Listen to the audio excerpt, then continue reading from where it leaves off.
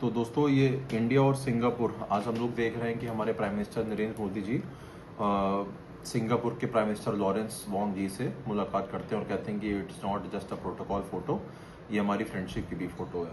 तो हम लोग ये देखेंगे कि क्यों ये फ्रेंडशिप जो है ये प्रोटोकॉल से ज़्यादा गहरी होती जा रही है। और ऐसा क्या था कि अक्टूबर 2024 में जब हमारे प्राइम मिनिस्टर मोदी जी दारुसलाम गए थे, तो उन्होंने वहाँ से एक अपनी सिंगापुर की भी विजिट करी थी। और ख़ास बात यह है कि आज की डेट में हम लोग देखें तो आज ही हमारे मिस्टर जो हमारे नेशनल सिक्योरिटी एडवाइज़र हैं अजीत डोभाल जी, वो भी उनसे मुलाकात करते हैं और सेम एन से हमारे मुलाकात करते हैं जब हमारे प्राइम मिनिस्टर जाते हैं सिंगापुर लास्ट ईयर अक्टूबर 2024 में। तो ये क्या सीरीज ऑफ इवेंट्स था जो एक अचानक से होता है, या ये एक प्लान्ड वे में काम चल रहा है जो कि हमको धीरे धीरे देखने को मिलेगा? तो इसमें हम लोग थोड़ा सा इस पे ड्वेल करते हैं चीज़ों को। जैसे अगर सिंगापुर की इंपॉर्टेंस देखी जाए तो सिंगापुर एक अपने आप में एक छोटा सा देश तो कभी कह भी नहीं सकते हम लोग, क्योंकि वो एक इतना छोटा नहीं जबकि वो इतना बड़ा देश है। अगर हम इस मामले में सोचें कि वो कितना इम्पोर्टेंस है इंडिया के लिए, और इसी मामले में हम देखते हैं कि जो हमारा सिंगापुर है और इंडिया का, तो अगर सिंगापुर से हमारे इंडिया का बायलैटरल ट्रेड देखें तो वही तकरीबन अराउंड $34 बिलियन का है। और उसके साथ साथ अगर हम देखें कि जो सबसे ज़्यादा अमाउंट ऑफ एफडीआई आता है, अगर हम देखें कि जब हमारे mister Atal Bihari Vajpayee prime minister थे अराउंड 2000 में, और आज 2025 चल रहा है, तो इस अराउंड 25 साल के ऑन एवरेज में देखें तो हम तकरीबन 178 बिलियन डॉलर्स ऑफ हमारा इन्वेस्टमेंट देखते हैं एफडीआई का, जो आता है इंडिया में सिर्फ और सिर्फ सिंगापुर से। तो सिंगापुर इकोनॉमिकली तो हमेशा ही इंपॉर्टेंट था, बट इस बार जब हम लोग मोर एंड मोर हमारी जो पार्टनरशिप, स्ट्रेटेजिक पार्टनरशिप, उसको हम अपग्रेड करके कॉम्प्रिहेंसिव स्ट्रेटेजिक पार्टनरशिप कर रहे हैं, तो उस विजिट से या फिर उस स्ट्रेटेजिक पार्टनरशिप को अपडेट करने से हमारे रिलेशंस में क्या फ़र्क पड़ रहा है, इस पर हम लोग थोड़ा सा इस बार डिस्कस करेंगे। तो हम लोग इस बार अब सिंगापुर की पार्टनरशिप पे देखते हैं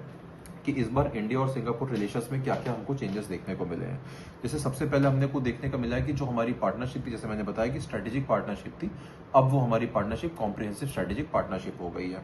उसके साथ साथ जो हमारा इंडिया और सिंगापुर का है, वो एमओयूज हमने बहुत साइन करते हैं, और सिर्फ एमओयूज भी साइन नहीं करते, उसको धरातल, उसको ऑन प्लेस, ऑन पेपर पे नहीं, ऑन लैंड, मतलब उसका कुछ रियल इंपॉर्टेंस हमको देखने को मिलता है। एमओयूज हमने साइन किए थे जैसे डिजिटल टेक्नोलॉजीज में, जैसे हमारे यहाँ यूपीआई है, वैसे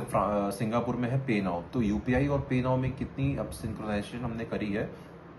जैसे हमारे यहाँ इंडिया में डायरेक्ट बेनिफिट ट्रांसफर है, उसके साथ जनधन आधार मोबाइल है, जिसकी वजह से एक हमारे यहाँ क्या क्रिएट किया हमने, डीपीआई, डिजिटल पब्लिक इंफ्रास्ट्रक्चर। तो इंडिया का जो डिजिटल पब्लिक इंफ्रास्ट्रक्चर है वो सिर्फ इंडिया में नहीं, वो पूरा वर्ल्ड वाइड फेमस होता जा रहा है। जैसे France, Singapore, Russia, then Sri Lanka, Bhutan, Nepal, हर एक देश जो है उसको अडॉप्ट करते जा रहे हैं। जैसे इस लास्ट ईयर हमने देखा था यूनाइटेड अरब अमीरात में भी जो इंडिया और सिंगापुर का पे नाउ और यूपीआई था, कैसे हमने उसको सिंक्रोनाइज करके और इसको रोबस्ट कर दिया है। उसके साथ डिजिटल के साथ सेमीकंडक्टर्स में हमने बहुत अच्छा काम किया है, और सेमीकंडक्टर्स पे तो हमने ये भी देखा कि कैसे हमारे यहाँ मैन्युफैक्चरिंग प्लांट जो हो रहा है, जो हमने पहला अपना सेमीकंडक्टर यूनिट बनाया है, उसमें भी सिंगापुर ने हमारी बहुत मदद करी है, ना सिर्फ टेक्नोलॉजी ट्रांसफर में, बट एक बेसिक इंफ्रा से लेके जो electronic system design and manufacturing, जिसको हम लोग कहते हैं ईएसडीएम मॉडल, जिसमें हम लोग कहते हैं कि जो अप वेलिंग इंडस्ट्रीज होती है, जो डाउन वेलिंग इंडस्ट्रीज होती है, उस दोनों को सिंगापुर ने हमें यहाँ सिंक्रोनाइज कराया है। हालांकि हमने ये देखा कि ये थोड़ा जो हमारा जो इन्वेस्टमेंट आ रहा है एज विद रिस्पेक्ट टू हमारा सेमीकंडक्टर्स डाउनवर्ड, चेन्नई में हमने देखा है कि इन्वेस्टमेंट आ रहा है, बट हमेशा हम लोग केस स्टडी भी पढ़ते भी हैं, अमूमन सुनते भी हैं कि क्या हमारा जो उत्तर प्रदेश है वो भी कभी क्या सिंगापुर बन सकता है इंडिया के लिए।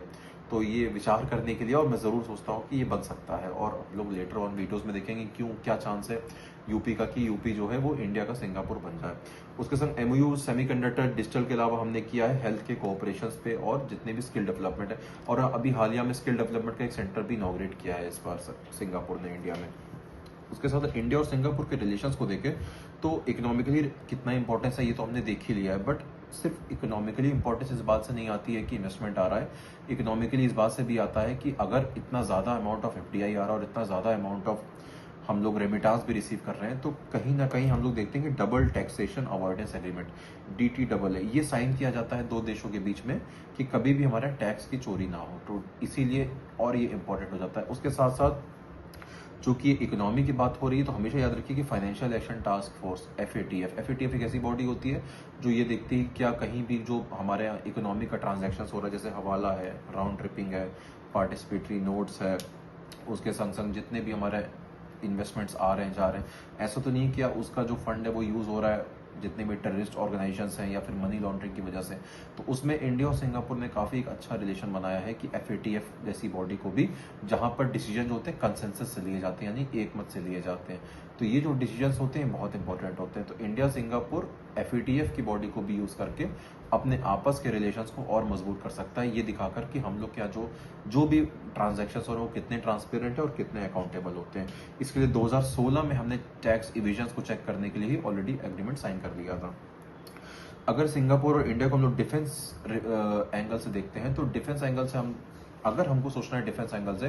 तो हमारे पास सिर्फ बे ऑफ बंगाल नहीं है, हमारे पास स्ट्रेट ऑफ मलक्का भी है। तभी तो इस बार हम लोग ने देखा है कि मलक्का, स्ट्रेट ऑफ मलक्का जो इंडिया और साउथ ईस्ट एशिया में एक जो पैसेज वे है जिसमें हमारे यहाँ शिप्स ट्रैवल करती हैं, तो क्या उस मलक्का को भी, जो हम लोग एक मलक्का डिलेमा होता है, क्या उसको सॉल्व कर सकते हैं कि नहीं कर सकते हैं? क्या उस मलक्का डिलेमा को सॉल्व करने के लिए हम लोग क्या पेट्रोलिंग पार्टीज अपनी भेज रहे हैं? तो उसी के लिए इस बार भी हमने एक एग्रीमेंट साइन किया है कि कुछ भी करके हमें मलक्का का पेट्रोल एग्रीमेंट साइन करना ही है, और हमें मलक्का पे अपनी इंडियन नेवी को और रिलाय करना है। सिर्फ नेवी नहीं, हमारे यहाँ कोस्ट गार्ड होती है, तो कोस्ट गार्ड को भी हम कैसे और कैसे रिलाय कर सकते हैं। तो अच्छा, ये और इम्पोर्टेंट इसलिए होता है कि अभी हमने देखा था कि कैसे US बांग्लादेश पे प्रेशर बना रहा था कि उसे कुछ भी करके सेंट मार्टिन आइलैंड चाहिए था, क्योंकि उसको अपना डिफेंस बेस बनाना था। China already string of pearls की थ्योरी अपनाकर, जैसा आप लोग जानते हो, इंडिया को पूरा घेरने का प्रयास कर रहा है। तो इस केस में इंडिया अगर अपनी नेवी को स्ट्रांग और अपनी कैपेबिलिटी स्ट्रांग बनानी है, कोस्ट गार्ड और नेवी की, तो उसको एक ऐसे देश को पास जाना होगा जिस देश की जो सैंक्टिटी है वो इस बात से ज्यादा होती है कि जो उनके ट्रांजैक्शंस होते हैं, जो उनका इन्वेस्टमेंट होता है, वो पूरी तरह से ट्रांसपेरेंट है और अकाउंटेबल है, और वो ओपन हार्ट हम लोगों को कोऑपरेट कर सकता है। उसके साथ साथ इंडिया और सिंगापुर बहुत सारी एक्सरसाइजेस भी करते हैं, जैसे कि हम लोग को पता ही है कि इंडियन एयरफोर्स है और सिंगापुर की जो हमारी नेवी है, वो दोनों मिलकर एक्सरसाइजेस रेगुलरली करते रहते हैं। सिर्फ और सिर्फ फाइनेंस के साथ साथ मैंने आपको बताया कि कैसे टेक्नोलॉजी को भी हम लोग इंटीग्रेट कर रहे हैं, जैसे डिजिटल पब्लिक इंफ्रास्ट्रक्चर है। और यूं ही नहीं, इंडिया और सिंगापुर हमारे ग्लोबल साउथ में भी इंडिया को एज अ लीडर प्रमोट कर रहे हैं। जब G20 की मीटिंग हुई थी और उसमें इंडिया के पास जब चेयरमैनशिप आई G20 की, तो उसमें इंडिया ने सेकंड साफ कहा था कि yes, we are conducting a second global south meet. और उस ग्लोबल साउथ मीट में India as a front leader achieve होके और कर भी रहा है काम। उस केस में इंडिया और सिंगापुर बहुत इंपॉर्टेंट हो जाते हैं।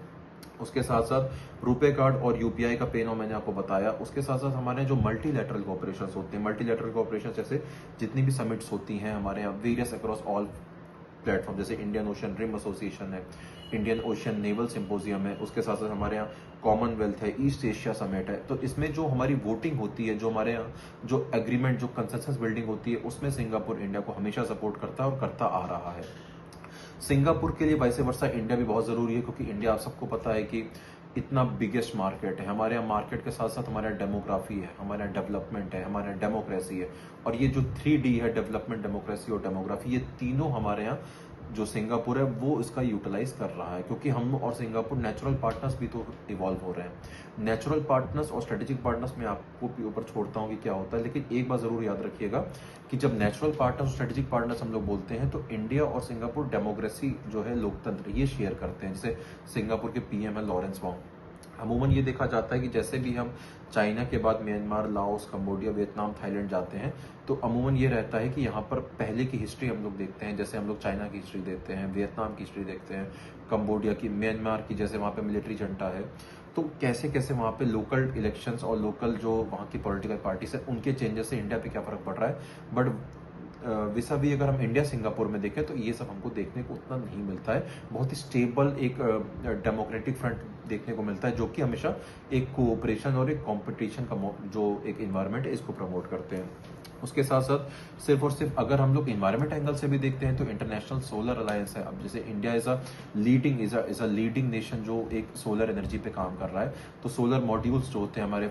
सोलर फोटो वोल्टाइक मॉड्यूल्स होते हैं, अभी हम लोग मैक्सिमम चाइना से इंपोर्ट करते हैं। तो यहाँ पर जो एक वॉइड क्रिएट हो रहा है, जो सप्लाई चेन एग्रीमेंट हो रहा है, तो इस सप्लाई चेन में जो सिंगापुर है, वो एक वॉइड जो चाइना पे हमारी डिपेंडेंसी बॉन्ड क्रिएट करता जा रहा है, जो हमारा करंट अकाउंट डेफिसिट क्रिएट करता जा रहा है, हमारा ट्रेड इम्बैलेंस क्रिएट करता जा रहा है, उसको ये फुलफिल करने का काम अच्छा कर रहा है। उसके साथ संग आप लोगों ने देखा होगा कि कैसे हमारे यहाँ इंडिया ने एक ग्लोबल बायोफ्यूल अलायंस लॉन्च किया था। तो उस ग्लोबल बायोफ्यूल अलायंस में क्या था कि हम लोग को इथेनॉल मिक्स करना होता है पेट्रोल और डीजल में, ताकि हम लोग का जो कंजम्पशन होगा पेट्रोल डीजल का वो कम होगा, इंपोर्टेड जितना भी हम लोग इंपोर्ट करते हैं, जिससे हमारे करंट अकाउंट डेफिसिट में बचत होगी। लेकिन जैसे आजकल हमेशा हम न्यूज में देखते हैं कि एक एलिगेशंस लग रहे हैं कि जो हमारे यहाँ गाड़ियां होती हैं वो इथेनॉल पे जब वर्क कर रही हैं तो उस पर इंजन की जो परफॉर्मेंस है या जो माइलेज उस पर फर्क पड़ रहा है। तो इस केस में जो ग्लोबल बायोफ्यूल अलायंस है उसमें एक इंडिया लीडर उभर के आ रहा है, उसमें सिंगापुर जो है अपनी ग्रीन टेक्नोलॉजी के साथ इंडिया की भरपूर कोशिश कर रहा है उसको प्रमोट कराने के लिए, जिससे सिंगापुर की इकोनॉमी तो डेवलप होगी ही होगी, साथ साथ India as a biggest market भी डेवलप होगा। अगर हम लोग कम्युनिटी को देखें तो इंडिया की जो कम्युनिटी पार्टनरशिप है सिंगापुर में अराउंड अराउंड 9.1% अगर हम पॉपुलेशन देखें सिंगापुर में तो वो इंडियंस की, और मैक्सिमम हम लोग देखते हैं जो साउथ इंडिया हमारे तमिल पॉपुलेशन में मैक्सिमम जो है वो वहां पर सिंगापुर में है। उसके साथ हम ये भी देख सकते हैं कि what is the significance of this Singapore to India. Singapore क्यों इंपॉर्टेंट है इंडिया के लिए? तो अगर हम इस बात की चर्चा करें तो हम लोग ये देखते हैं कि कैसे सेमीकंडक्टर पार्टनरशिप में जितनी भी हमारे मॉड्यूल्स बनते हैं, जितनी भी हमारी आईसी इनेबल्ड चिप्स बनती हैं, उसमें around 10% of the global output ये सिंगापुर संभाल रहा है, और सिंगापुर इंडिया की इसमें भरपूर मदद कर रहा है। अगर हम साउथ एशिया और साउथ ईस्ट एशिया को देखें तो सिंगापुर एक ब्रिज की तरह काम कर रहा है। जैसे हमारा सार्क डिफंक्ट है और बिम्स्टेक हम प्रमोट कर रहे हैं, तो सिर्फ बिम्स्टेक हम तब नहीं रुक रहे, हम लोग आसियान पे भी जा रहे हैं। तो सार्क से हम बिम्स्टेक गए और बिम्स्टेक से हम आसियान में आ रहे हैं, और आसियान में सबसे बिगेस्ट अगर ट्रेडिंग पार्टनर कोई इंडिया का है तो वो है सिंगापुर, जिसमें सिंगापुर हमारी पूरी तरह से जितना कोऑपरेट कर सकता है वो कर रहा है। जिसमें हमारा India Indo Pacific oceans initiative launch किया गया था, जिसके लिए इंडिया और सिंगापुर दोनों ने अपने यहाँ पार्टनरशिप लेवल पे आसियान देशों के साथ पूरा अच्छे से कोऑपरेट किया। फिर हम लोग जोग्राफिकल लोकेशंस देखें तो मैंने आपको डिस्कस किया कि कैसे जो स्ट्रेटेजिक स्टेट ऑफ मलक्का है उसमें सिंगापुर बहुत इंपॉर्टेंट रोल प्ले करेगा, ताकि चाइनीज की मोनोपोली ना हो पाए, स्ट्रिंग ऑफ वर्ल्स की थ्योरी को हम लोग नलीफाई कर पाए। चाइना की जो चेक बुक डिप्लोमेसी होती है, जो कि युआन डिप्लोमेसी होती है, जिसके तहत वो श्रीलंका में हम्बनटोटा, पाकिस्तान में ग्वादर, बांग्लादेश में चित्तगोंग और म्यांमार के जो पोर्ट्स को एक इंडिया को इंसर्कल कर रहे हैं वो नहीं कर सकते, क्योंकि जब सिंगापुर हमारे साथ रहेगा तो स्टेट ऑफ मलक्का में एक हमारी स्ट्रेटेजिक एज हमेशा मौजूद रहेगी। उसके साथ साथ जितना भी इन्वेस्टमेंट है, जैसे हमने बताया कि 24% ऑफ एफडीआई जो आ रहा है वर्ल्ड में वो सिंगापुर से आ रहा है इंडिया में। और ये एफडीआई कितना इंपॉर्टेंस हो सकता है, ये इस बात से आइडिया लग सकता है कि कैसे जो इंडिया की इकोनॉमी है वो पर कैपिटा बेसिस पे और ओवरऑल बेसिस पे भी राइज करती जा रही है। Yes, we are giving a tough competition to all the developed nations including US, Japan, China. Although अभी हमको बहुत आगे जाना होगा, but yes we have made the start and we are capitalizing on that start. But सिर्फ it is not कि all the relation is full of breads and roses, ऐसा नहीं हो सकता। हमेशा एक चैलेंजेस इंडिया और सिंगापुर के हमेशा रहे हैं कि जब भी दो नेशंस एक सिंगल एक अपने इन्वेस्टमेंट या जितनी भी उनकी एक टारगेट होती है उसको अचीव करने के लिए जब आगे बढ़ते हैं तो हमेशा कुछ ना कुछ एक उनको रोका जाता है। जैसे इसमें चाइना बहुत अच्छा काम कर रहा है। चाइना क्या कर रहा है कि चाइना ने बेल्ट एंड रोड इनिशिएटिव शुरू किया, जिसके तहत वो जितने भी देश होते हैं उनको ल्यूक्रेटिव ऑफर्स देता है, और ल्यूक्रेटिव ऑफर्स ऐसे नहीं देता है कि वो सिर्फ चेकबुक डिप्लोमेसी और युआन डिप्लोमेसी से उनको कंट्रोल करेगा, बट वो उनकी जो इंटरनल हेजिमनी होती है पॉलिटिक्स की, उनकी जो डिसीजन मेकिंग होती है, जैसे हमने साफ साफ चाइना और पाकिस्तान का देखा, चाइना बांग्लादेश का देखा, चाइना म्यांमार का देखा, और हम देख रहे हैं कि कैसे चाइना अब सिंगापुर में भी आ रहा है, जस्ट बिकॉज कि उनको इंडिया को कंट्रोल करना है, इंडिया को फुलफिल होते हुए नहीं देखना है। उसके साथ साथ हम ये भी देख सकते हैं कि चाइना जो है वो सिंगापुर का थर्ड लार्जेस्ट ट्रेडिंग पार्टनर है। तो जहां इकोनॉमी होती है उसके बाद डिसीजन इन्फ्लुएंसिंग वहां से हो ही जाती है। फिर ये भी हो सकता है कि एक सिंगापुर हमेशा एक टैक्स हेवन कंट्री का एलिगेशन उस पर हमेशा लगता रहा है। हम लोग ये कह सकते हैं कि अराउंड $11.7 बिलियन अराउंड इतने जो मनी है, हम लोग कहते हैं इस पर एलिगेशन लगता है कि इसका जो है वो टैक्स हेवन मतलब टैक्स को ये कह सकते हैं कम करने के लिए या पास करने के लिए हमेशा एक इन्वेस्टमेंट डेस्टिनेशन के रूप में यूज किया जाता है।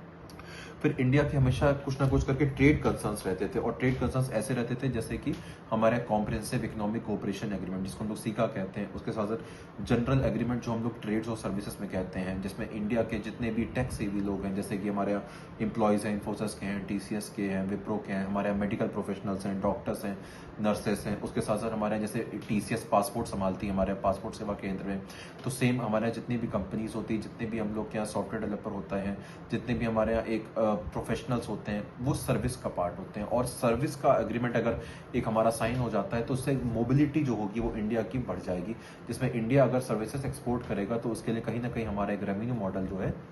वो बढ़ता जाएगा, जिससे हमारे कहीं ना कहीं करंट अकाउंट डेफिसिट में भी कमी आएगी। बट ये जो लूप होता है जब सर्विसेज को हम लोग एक्सपोर्ट करते हैं, इसको भी एक्सपोर्ट करने के लिए बाकी देश आ जाएंगे, जिसपे हम लोग हमेशा देखते हैं जैसे यूएस में भी हो रहा है H1B वीज़ा, या फिर जो भी हमारा वीज़ा रिस्ट्रिक्शन रेजिम को लगा दिया जाता है। इसीलिए साथ साथ हम लोग ये देख सकते हैं कि कुछ ना कुछ करके हमको कैसे भी अपने सर्विसेज को एक्सपोर्ट करना है। और इस जो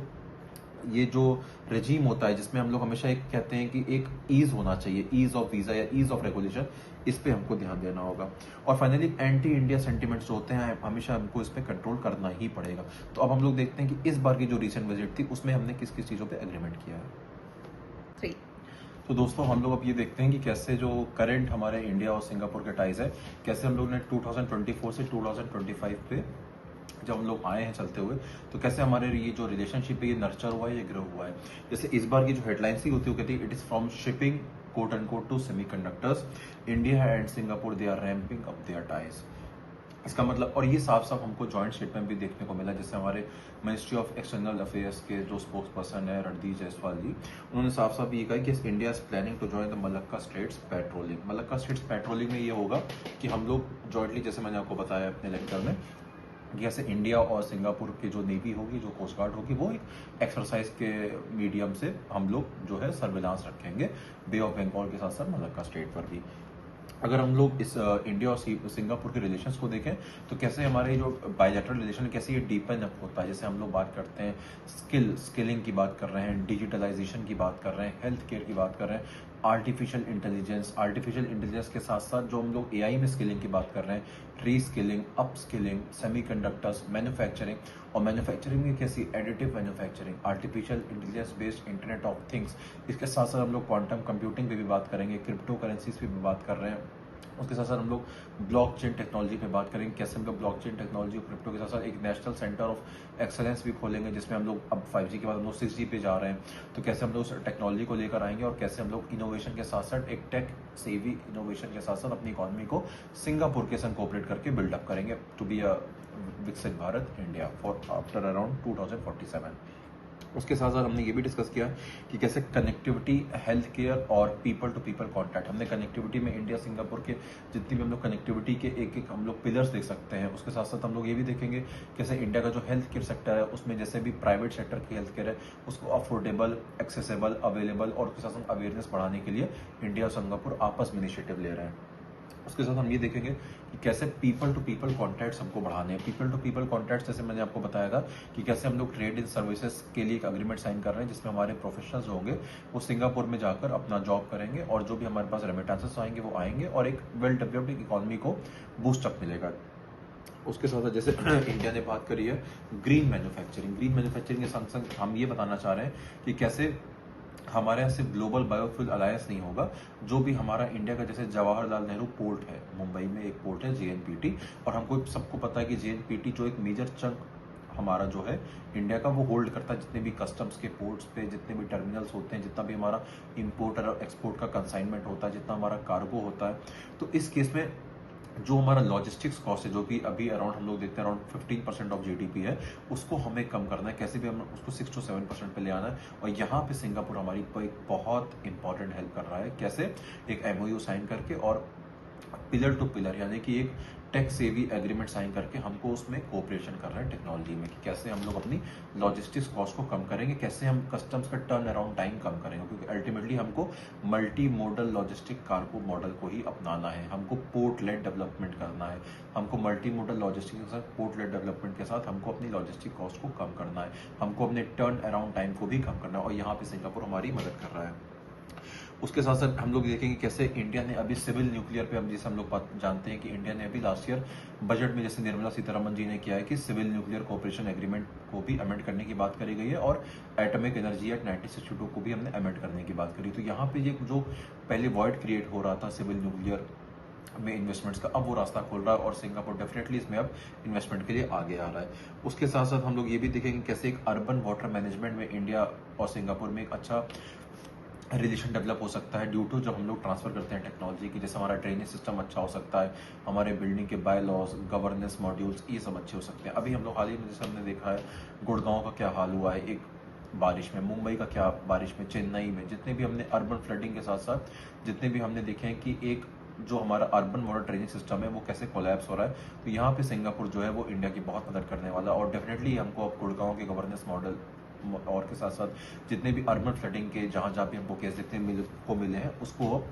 हम लोग रेक्टिफाई करने का कोशिश कर रहे हैं। उसके साथ अगर हम लोग कहते हैं कि यूपी को इंडिया का सिंगापुर बनना है, तो यूपी डेफिनेटली इस पे अच्छा काम कर रहा है। जैसे यूपी में हमने देखा कि लास्ट ईयर सेमिकॉन इंडिया हुआ था। Semicon India is like major get together of all semiconductor manufacturers around the world, जिसमें बहुत इंडस्ट्री एकेडमिया कोलैबोरेशन और जितने भी हमारे प्राइवेट कंपनीज हैं, प्राइवेट कॉन्ग्लोमरेट्स हैं, उसके साथ साथ जितने भी हमारे स्टार्टअप्स हैं, इंक्यूबेशन सेंटर्स हैं, अटल टिंकरिंग लैब्स है, सेंटर ऑफ एक्सेलेंस है, 6G है, ये सब एक ही मतलब सनरूफ के नीचे आके सारी अपनी जितनी भी शेयरिंग कर सकते हैं एग्रीमेंट्स के साथ टेक्नोलॉजी को, उसको आगे बढ़ाएंगे। And yes, UP is definitely a favourable destination for all this companies. जैसे हमने को देखने को भी मिला है कि नोएडा में सैमसंग का एक बहुत बड़ा मोबाइल का प्लांट भी है, और नोएडा में स्पेशल इकोनॉमिक जोन भी है, ग्रेटर नोएडा में जेवर एयरपोर्ट बन रहा है, उसके साथ साथ दिल्ली एनसीआर की कनेक्टिविटी भी है। तो definitely UP is going to become a next Singapore for India, if not today then maybe after around जब हम लोग $1 ट्रिलियन का इकोनॉमी का एक स्टेटस अचीव कर पाएंगे तब। उसके साथ साथ हम ये देखते हैं कि कैसे इंडिया ने और सिंगापुर ने अपनी सेमीकंडक्टर के लिए एक डायलॉग पॉलिसी को भी अपनाया है, जैसे हम लोगों ने डिस्कस किया है। उसके साथ साथ जितना भी हमारे पास सप्लाई चेन एग्रीमेंट होता है, जितना भी हमारा ग्लोबल सप्लाई चेन है, जैसे जब हमने देखा कि जब टैरिफ वॉर हो रहा था, जब डी ग्लोबलाइजेशन हो रहा था, जब एंटी ग्लोबलाइजेशन हो रहा था, जब रेगुलरली हम ये देख रहे थे करेंसी जो है उसका डिवैल्यूएशन हो रहा था, उस केस में जो एक सप्लाई चेन में वॉइड आ रहा था, तो ये बात कही गई कि थी India can fill that void so as to become a leader of a third world countries, no but also become a leader of second world and first world countries. How? जब हम इस सप्लाई चेन मॉडल में अपने आप को fix करके एक ऐसी सप्लाई चेन बना देंगे जो कभी भी डिपेंडेंसी बॉन्ड नहीं रखेगा चाइनीज पे, क्योंकि हम सबको पता है कि चाइनीज की जो युआन बॉन्ड डिप्लोमेसी और चेकबुक डिप्लोमेसी है वो एक कहीं ना कहीं दिक्कत करती है बाकी कंट्रीज को। उसके संग संग हमने इंडिया और सिंगापुर में देखा कि इसके संग संग रिसर्च और डेवलपमेंट में और B2B business to business cooperation में काफी हम लोग आगे आने वाले हैं। और हम लोग ने ये भी देखा है कि कैसे quantum communication, quantum computing, artificial intelligence के साथ साथ जितने भी अनमैन्ड एरियल व्हीकल्स हैं, ड्रोन्स हैं हमारे, और जितने भी हमारे under water maritime domain awareness है, जैसे कि जब हमारे सबमरीन्स हैं, सी केबल्स हैं, हमारे से ऑप्टिकल फाइबर मिशन है, भारत ऑप्टिकल फाइबर मिशन है, इन सब केसेस में कैसे हमारी सिंगापुर टेक्नोलॉजी के तहत हमारी हेल्प कर रहा है। उसके साथ साथ हम ये भी देखते हैं कि टेक्नोलॉजी के साथ साथ इनोवेशन भी है, that are the strong pillars of definitely India and Singapore relation. और टेक्नोलॉजी के साथ साथ इनोवेशन इसलिए भी इंपॉर्टेंट है क्योंकि हमारे यहाँ जितनी भी प्रीमियर इंस्टीट्यूट्स जैसे IITs है, NITs है, IIMs है, उसके साथ हमारे यहाँ जो प्राइवेट सेक्टर की इंडस्ट्रीज हैं, इंस्टीट्यूट्स हैं, वो सब मिलके क्या कर रहे हैं, रिसर्च एंड डेवलपमेंट में कोलैबोरेट कर रहे हैं। ऑल्दो हमारी R&D की फंडिंग थोड़ी सी कम है as compare to western nations, but still हम लोग FDI पे रिलाई कर रहे हैं। हम लोग इंडियन जितने भी इंस्टीट्यूट्स होते हैं उनमें आपस में MOU साइन हो रहे हैं। इनफैक्ट जैसे ऑस्ट्रेलिया ने भी इस बार इंस्टीट्यूट अपना खोला है, इंडिया में स्पेसिफिकली यूपी में भी खोला है।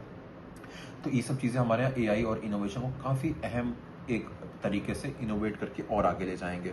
उसके संग संग हमारे यहाँ इंक्लूसिव ग्रोथ और सोशल जस्टिस, ये दो ऐसे कंसेप्ट हैं जिसमें हमेशा एक नेशन दूसरे नेशन की हमेशा हेल्प करता है। जैसे हम लोग अभी देखते हैं कि इंडियन ग्रोथ इक्विटी मॉडल है, सस्टेनेबल डेवलपमेंट है, इसमें हमेशा क्रिटिकल और इमर्जिंग टेक्नोलॉजीज के साथ साथ इंडिया और सिंगापुर में एक हेल्दी रिलेशन डेवलप हो रहा है। उससे संग जो हमारी इस बार PM मोदी और मिस्टर लॉरेंस वोंग की बातचीत हुई थी, तो उसमें ये भी देखा कि कैसे हम लोग अब एग्रीकल्चर सेक्टर में प्रिसीशन एग्रीकल्चर की बात करते हैं, एक इंटीग्रेटेड डिसीजन मेकिंग की बात करते हैं, एक इंटीग्रेटेड प्रिसीशन एग्रीकल्चर की बात करते हैं। अब जो हमारा एग्रीकल्चर है वो सिर्फ ऐसा एग्रीकल्चर नहीं जो ट्रेडिशनल मॉडल पे काम करता था, अब हम लोग न्यू कन्वेंशनल मॉडल को छोड़कर हाइब्रिड मॉडल अपना रहे हैं। जैसे हम लोग ने कहा मियावाकी फॉरेस्ट है, वर्मी कंपोस्टिंग है, हमारा हाइड्रोपोनिक्स है, एक्वापोनिक्स है, उसके साथ साथ विटीकल्चर है, एक्वाकल्चर है, एर्बोरिकल्चर है, सेरीकल्चर है। इन सब टेक्नोलॉजीज में जितनी भी हम लोग के पास वाटर सेविंग टेक्नोलॉजीज है, हैप्पी हार्वेस्टर मशीन्स हैं, ट्रैक्टर्स हैं, स्टबल बर्निंग को लेकर टेक्नोलॉजीज हैं, हमारे पास जितने भी ड्रोन्स हैं, जो कृषि ड्रोन्स हम लोग यूज कर रहे हैं, इन सब में एक ग्रीन एग्रीकल्चर की जो मुहिम है वो कहीं ना कहीं सिंगापुर हेल्प कर रहा है इंडिया को with technology. And India simultaneously क्या कर रहा है कि हम लोग एक फूड सरप्लस नेशन है, तो हमारी डेफिनेटली एग्रीकल्चर और रॉ मटेरियल का एक्सपोर्ट डेफिनेटली फायदेमंद होगा सिंगापुर के लिए भी। बट सिर्फ इतने डोमेन्स को देखकर ही हम अपना रिलेशनशिप अभी भी यहाँ खत्म नहीं कर सकते जब तक हम एविएशन इंडस्ट्री नहीं देखेंगे। आप सबको पता है कि अहमदाबाद का जब प्लेन एक्सीडेंट हुआ था उसके बाद कैसे एयर इंडिया के ऊपर एक इन्वेस्टिगेशन चार्जेस लग रहे थे। सेम जब भी एक कोई भी एयरपोर्ट होता है, कोई भी रनवे होता है, तो हमेशा हमारा एक टेक्नोलॉजी होती है MRO stands for maintenance, repair and overhaul, और एक बहुत ही अच्छा चंक होता है किसी भी एयरलाइन और किसी भी नेशन के लिए एक इन्वेस्टमेंट खर्च करने के लिए, ताकि वो अपनी जितनी भी एयरलाइन की सेफ्टी है उसको वो अच्छे से बना सके। और यही इंटरनेशनल सिविल एविएशन ऑर्गेनाइजेशन भी कहता है, जिसका हेडक्वार्टर मॉन्ट्रियल में है आई थिंक। तो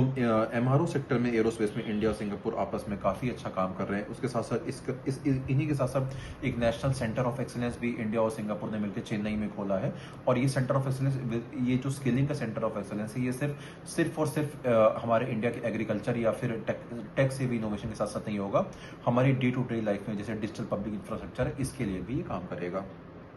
उसके साथ साथ इंडिया और सिंगापुर ने जीरो टॉलरेंस की पॉलिसी पे भी काम किया। जीरो टॉलरेंस की पॉलिसी जैसे हम लोग जानते हैं यूपी में है, तो ये काउंटर टेररिज्म को लेकर है कि कैसे भी हमको टेररिज्म को रोकना है। और टेररिज्म को रोकने के इस 21st सेंचुरी में रोकना सिर्फ हमें अक्रॉस द बॉर्डर पे सिर्फ आर्मी, नेवी और एयरफोर्स नहीं रोक सकती, हमको फोर्थ और फिफ्थ डोमेन ऑफ वॉरफेयर को भी रोकना होगा, जो कि आज के ज़माने में हमारे यहाँ साइबर वॉरफेयर है और साइबर के साथ स्पेस बेस्ड वॉरफेयर है। तो इसमें सिंगापुर जो है हमारे साथ साइबर सिक्योरिटी में काफ़ी हेल्प करने वाला है। जैसे आप लोग हमेशा आजकल जानते हो, जितने भी हम लोग गैजेट्स यूज़ करते हैं, फ़ोन यूज़ करते हैं, mobile phone, gadgets, handset use करते हैं, इन सब में हम लोग क्या करते हैं, जो भी ऐप्स होती है, जो भी हम लोग ऐप्स इंस्टॉल करते हैं, उसमें अमूमन हम लोग क्या करते हैं, उसको प्ले स्टोर से या एप्पल के स्टोर से डाउनलोड करते हैं। और अमूमन ये देखा जाता है कि हम लोग डाउनलोड करके बिना एग्रीमेंट पढ़े उसको yes yes yes yes allow कर देते हैं। We give permission without even reading कि सॉफ्टवेयर कहना क्या चाहता है। और जब कभी कोई घटना होती है with related to cyber expertise या फिर कोई भी साइबर वॉरफेयर में होता है, जैसे कि हमारा पेगासस भी था, उसके संग संग हमारा डिजिटल अरेस्ट का जो हमने देखा था, तो इन सब केस में वो जो मोबाइल के हमारे सॉफ्टवेयर होते हैं, अल्टीमेटली वही सबसे ज़्यादा थ्रेट परसीव होते हैं। तो उस केस में हमारे सिंगापुर हमारी ऐसे हेल्प करेगा कि जितना भी हमारा साइबर इंश्योरेंस होता है, साइबर इंश्योरेंस होता है कि जो भी आपके गैजेट्स होते हैं उसका जो इंश्योरेंस होता है, जो उसका पोस्ट मार्टम एनालिसिस होता है, जब आपके संग कुछ हो जाता है आपके गैजेट से, उसका पूरा का पूरा इंश्योरेंस फ्रेमवर्क सिंगापुर में हमारे यहाँ बेस्ड है। Around 80% of India electronic industry का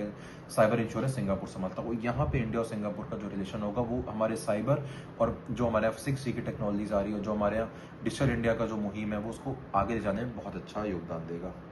उसके साथ साथ मैंने आपको बता ही दिया था कि कैसे यूपीआई और पे नाउ आपस में इंटीग्रेट करके सिंक्रोनाइज करेंगे, जिससे हमारा एक पेमेंट मॉडल भी एक अच्छा इंटीग्रेट होगा। उसके साथ साथ जो भी म्यूचुअल लीगल असिस्टेंस ट्रीटी होती है, जब भी हम देखते हैं कि एक देश से दूसरे देश को एक्सट्रेडिशन होता है या फिर कोई भी मनी फाइनेंशियल क्राइम किया या कोई अदर क्राइम करके जब एक देश छोड़ के दूसरे देश जाते हैं, तो एक्सट्रेडिशन पॉसिबल नहीं होता है। लीगल टू लीगल बेसिस पे हमारे कोऑपरेशन देखने को नहीं मिलता, बट इंडिया सिंगापुर में ये नहीं होगा। हमारे यहाँ ये रहेगा कि इंडिया और सिंगापुर में एक म्यूचुअल लीगल असिस्टेंस ट्रीटी रहेगी, जिसके तहत एक्सट्रेडिशन बहुत ही सिंपल होगा, वीजा रेगुलेशन बहुत ही सिंप्लीफाइड होंगे। अल्टीमेटली हमने देखा है कि ई वीजा रेगुलेशन भी प्रमोट किए जा रहे हैं, और जितने भी इन्वेस्टिगेशन प्रोसीडिंग्स होंगी, जितने भी क्रिमिनल केसेस होंगे, उसमें इंडिया और सिंगापुर का एक बहुत अच्छा एक बैलेंस फ्रेमवर्क बना रहेगा। उसके साथ साथ हमारे प्राइम मिनिस्टर ने भी इस बात पे भी चर्चा करी कि कैसे एक कॉम्प्रिहेंसिव इकोनॉमिक कोऑपरेशन एग्रीमेंट, जो कि काफ़ी सालों से चर्चा में रहा था, कि अल्टीमेटली हमको इंडिया को भी इंडिया के जो नेशनल इंटरेस्ट है उनको बचा के रखना, क्योंकि हमको सबको पता है कि लॉर्ड पाल्मर्स्टन ने बोला था कि there are no permanent friends and no permanent enemies, but there are only permanent interest. But मैं इसको एक और तरीके से मॉडिफाई करना चाहूँगा, मैं ये कहूँगा कि they are also not permanent interest. हमारे जो इंटरेस्ट होते हैं वो भी कभी परमानेंट नहीं होते, वो हमेशा बदलते रहते हैं। Only one thing is permanent, that is called as national interest. आज हम यही इंडिया यूएस में देख रहे हैं, इंडिया रशिया में देख रहे हैं, इंडिया चाइना में देख रहे हैं, इंडिया के साथ साथ सिंगापुर में भी देख रहे हैं कि कैसे हमने अपने रिलेशन को इतना नर्चर किया कि हम अपने नेशनल इंटरेस्ट को फुलफिल करने के लिए एक से के साथ एक स्टेप बाय स्टेप हम एक इंडियन ट्रेड अग्रीमेंट्स को सॉल्व करते जा रहे हैं, जितने भी हमारे पास कॉम्प्लेक्स एग्रीमेंट्स हैं। और ये हमको एग्रीमेंट देखने को मिलते हैं टेक्सटाइल्स में, डेयरी सेक्टर में, एग्रीकल्चर में, सेमीकंडक्टर्स में, मोबाइल मैन्युफैक्चरिंग में, कि कैसे एक छोटी सी भी पॉलिसी में एरर होता है तो हमारा इंपोर्ट और एक्सपोर्ट का जो एक रेशियो होता है, जो गैप होता है, वो बहुत ज़्यादा हो जाता है। तो अल्टीमेटली हमको इंपोर्ट कम करना है, एक्सपोर्ट ज़्यादा करना है। बट इसी में जो हमारे दो कंट्रीज के बीच जितने भी डायलॉग, नेगोशिएशन और एक्शन होते हैं, because in international relation it is always about the dialogue and negotiations, because यही यूनिलैटरल है इंडिया सिंगापुर का। तो यहाँ मुझे लगता है कि जो एक फ्री ट्रेड एग्रीमेंट पे जो कोऑपरेशन चल रहा है, वो आगे जाके एक बहुत ही अच्छा फ्रेमवर्क हमको प्रोवाइड करेगा, जिससे इंडिया का जो हम लोग जीएसटी का रैशनलाइजेशन है, उसके संग संग जितने भी हमारे यहाँ बिजनेस इंडस्ट्री है, वो फर्दर कोलैबोरेट करके और एमर्जिंग होगी। उसके साथ हम ये भी देखते हैं कि कैसे ग्रीन के साथ साथ डिजिटल शिपिंग कॉरिडोर्स बनाए जा रहे हैं इंडिया और सिंगापुर की हेल्प को लेकर, जिसमें हमने बात ऑलरेडी कर रखी है कि ग्लोबल बायोफ्यूल अलायंस के संग संग हमने एक भारत मुंबई कंटेनर टर्मिनल का भी इनॉग्रेशन किया है इंडिया और सिंगापुर की मदद से। और डेफिनेटली जितना भी हमने एक थॉरो एग्रीमेंट किया, हम इसमें कह सकते हैं कि इंडिया और सिंगापुर के जो रिलेशन है वो हमने कॉम्प्रिहेंसिवली कवर किए, जिसको आप अपने हिसाब से भी सोच सकते हो कि कैसे हम इसको डिवाइड कर सकते हैं हमारे चैलेंजेस के संग संग हमारे एक areas of interest, what are the areas of concern, what are the trade volume, what are the hurdles in increasing our trade, and yes what are the future way of cooperation. तो आज के लिए इतना ही। Next video में हम लोग देखते हैं नेक्स्ट इंडिया और जापान के रिलेशंस के बारे में। Thank you.